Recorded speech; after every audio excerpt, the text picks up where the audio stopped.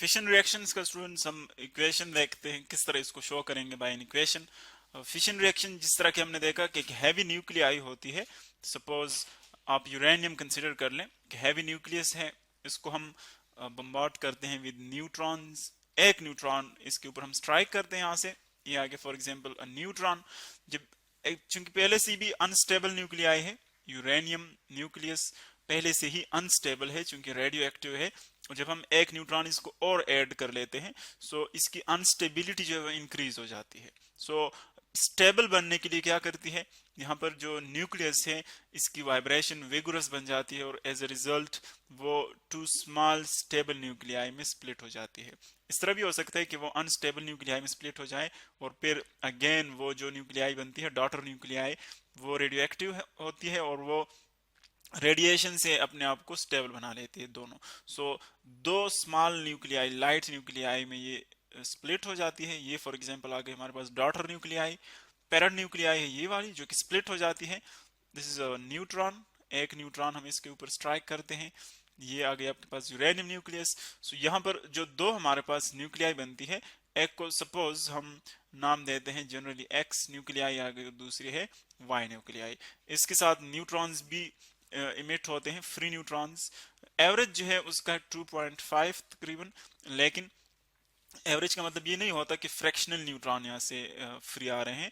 कभी 2 neutron free neutrons आ जाते हैं, कभी 3 आ जाते हैं। सो जो एवरेज होता है वो हम निकालते हैं, फिर उसका 2.5 और समथिंग आ जाता है। सो ये उसका हमारे पास डायग्राम है किस तरह फिशन रिएक्शन हैपन होता है। और अब अगर हम इक्वेशन देखें इसका जनरल जो केमिकल इक्वेशन है किस तरह सॉरी जो इसकी फिशन रिएक्शन है वो किस तरह होती है। सो देखिए एक्स या आप एक जी अनस्टेबल न्यूक्लियाई कंसिडर कर लें, एक अनस्टेबल न्यूक्लियाई है जिस तरह की यूरेनियम हमने शो किया हुआ है। एक इसके साथ हम न्यूट्रॉन ऐड कर लेते हैं, यहाँ से एक न्यूट्रॉन हम ऐड करेंगे, G plus one neutron, one neutron plus G, ये अनस्टेबल न्यूक्लियाई है एक्चुअली। सो जब ये एब्जॉर्ब करती है इस न्यूट्रॉन को और भी अनस्टेबिलिटी इसकी बढ़ती है। सो यहाँ पर एक हमारे पास स्मॉल जो न्यूक्लियाई बनती है दैट इज एक्स, और एक आ जाती है वाई, और इसके साथ अगर यहाँ पर हम यूजुअल देखें तो 3 न्यूट्रॉन्स आ जाते हैं, 3 फ्री न्यूट्रॉन्स। सो हम यहाँ पर शो करते हैं, ये फिक्स नहीं है कि नंबर 3 ही होगा, ये डिफरेंट नंबर ऑफ न्यूट्रॉन्स भी हो सकते हैं।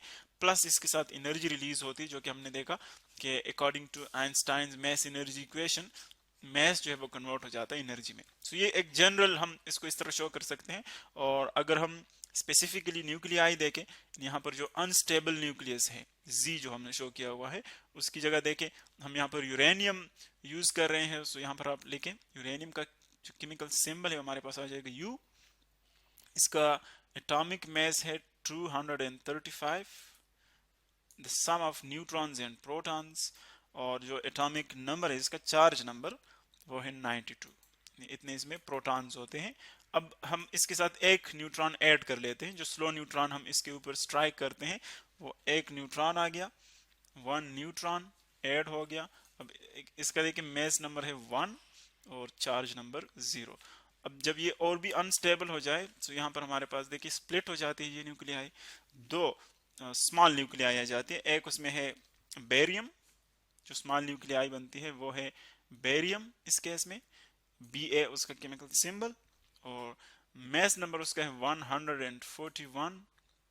ये एक्चुअली इसमें टोटल नंबर ऑफ न्यूक्लियॉन्स है जो न्यूक्लियस के अंदर पार्टिकल्स हैं, और चार्ज नंबर इसका है 56, इतने नंबर ऑफ प्रोटॉन्स है इसमें।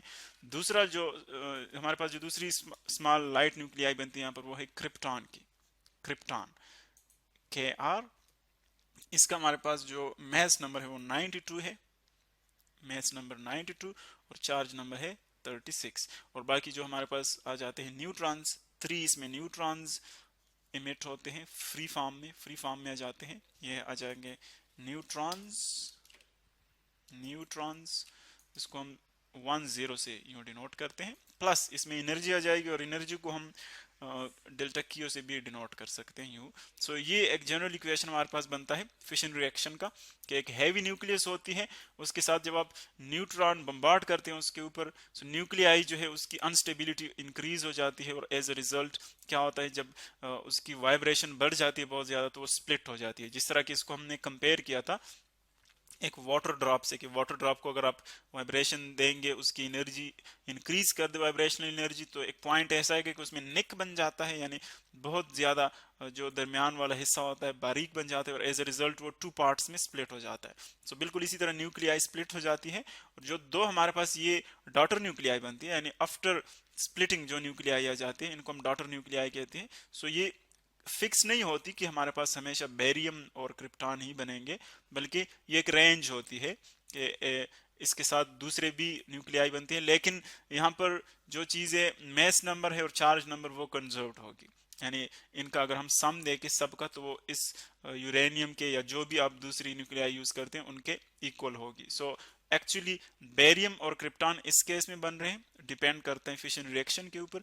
इसके अलावा हमारे पास अनदर भी बन सकते हैं, लेकिन जो इम्पोर्टेंट इसकी हमारे पास फैक्टर है वो ये है कि सब में से large number of large amount of energy जो है वो रिलीज होती है, और अप्रोक्सीमेटली हमने देखा था कि ई जो है वो है 200 mega electron volts, 200 mega electron volts, ये इतनी एनर्जी तकरीबन एक फिशन रिएक्शन में रिलीज होती है।